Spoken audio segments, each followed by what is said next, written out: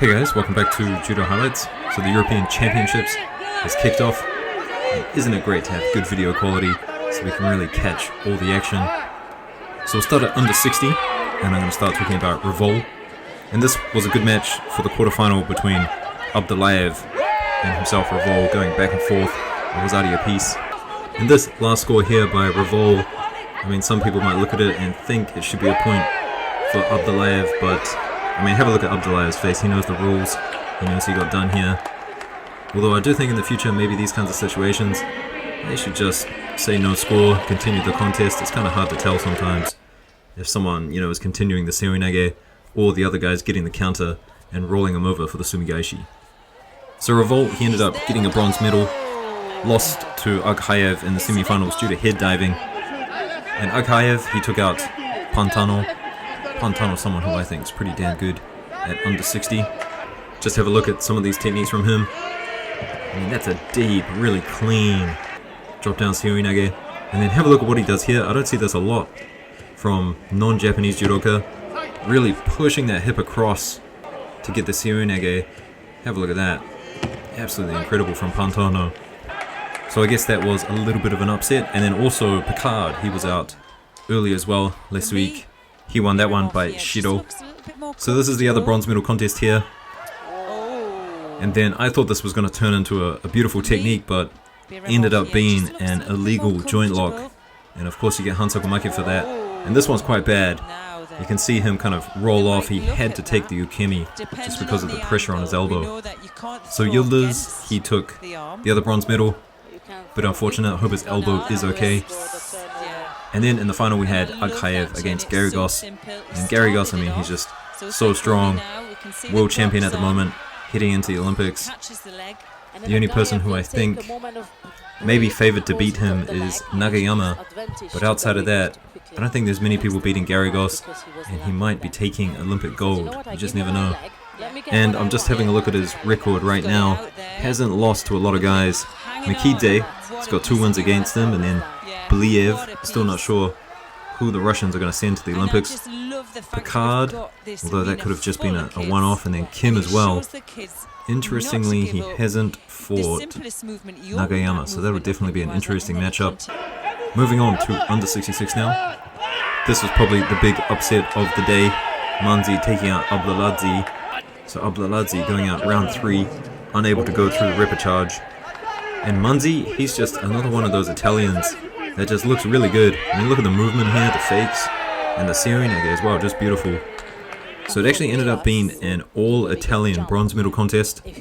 Now, I'm not too familiar with the entry requirements of the European Championships, but is it the same as the World Championships where you're allowed 2 competitors from the same country for 2 weight classes? And I think Italy might have done that for under 66.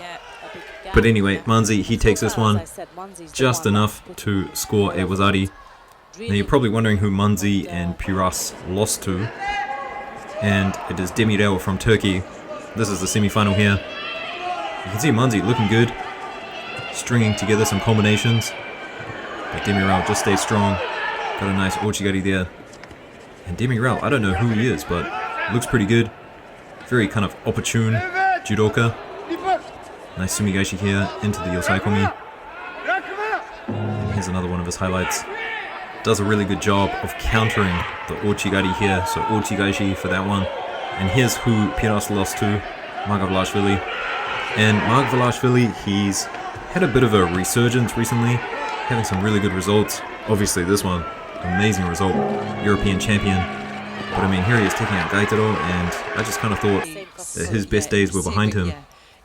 So him and Demirel, they end up meeting in the final. Demirel doing some real creative stuff. Watch the counter here. Margvelashvili goes for the front Uchimata, and then Demirel just gets his leg in front. Have a look at it again. Look at that. Turns it into an Uchimata, enough for a Wazari. And then Margvelashvili doesn't make the same mistake again. Still stays in really close, but this time going for the Kosodogake. Gets him to the ground, enough for a Wazari. Almost escaped though. And then another one here. So pretty exciting final. Obviously Demirel putting 2 elbows on the ground here. Gets a Wazari against his name. And then lastly guys, the other bronze medal at under 66 went to Pong Greece. I don't know who he is, but he took out Gaitaro, so definitely someone to kind of keep an eye on. Now we'll head on over to the women's, but I'm going to start at under 57 and work my way down.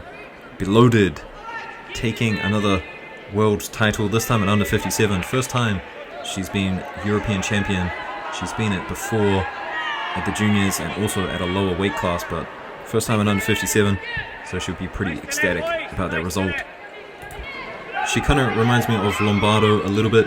Kind of took a little bit of time to build into her new weight class, but I mean, looking really strong, throwing people like this, it's a good sign. And she's looking pretty dominant heading into the Olympics, so it'll be good to see. I think she might struggle against Deguchi a little bit. I'm just kind of assuming they're going to pick Deguchi for the Olympics for Canada, but you never know, she may end up taking Olympic gold, which would be pretty insane. So one of the bronze medals at under 57 went to Levy, and the other one went to Lupitiliani. And Lupitiliani, she's someone who's just getting stronger and stronger as time goes on, but I don't think she's quite there at the top. The top in this division is definitely Beloaded, Deguchi, the Japanese, whoever they send out, Klimkite, and as you can see here, goes over from a nice throw from Beloaded.